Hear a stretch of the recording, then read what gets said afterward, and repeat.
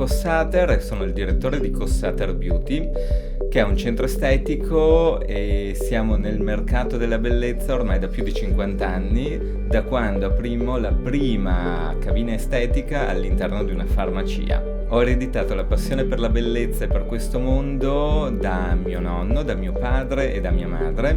Mio nonno infatti era un farmacista anomalo che già negli anni 40 amava creare creme e prodotti di bellezza per le donne del paese. Mio padre ha portato avanti la tradizione, anche lui prima in farmacia e poi aprendo i nostri primi centri estetici. Oggi Cossater Beauty è un centro all'avanguardia, abbiamo l'orgoglio di aver portato a Verona praticamente tutti i migliori macchinari usciti negli ultimi 25 anni, spesso con mesi o anni di anticipo rispetto ai nostri concorrenti.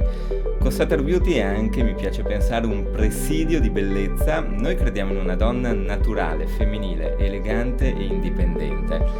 Per cui cosa facciamo?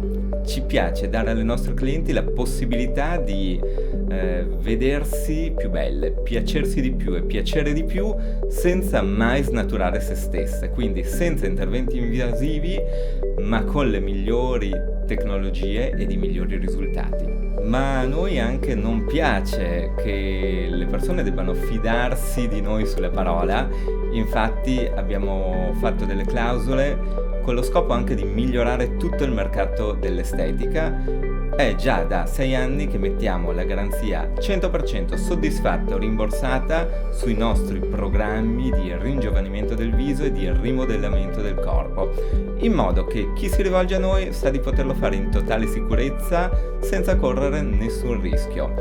Inoltre, una delle cose di cui andiamo più orgogliosi è di essere l'unico centro in Italia a dare la garanzia a vita sull'epilazione permanente.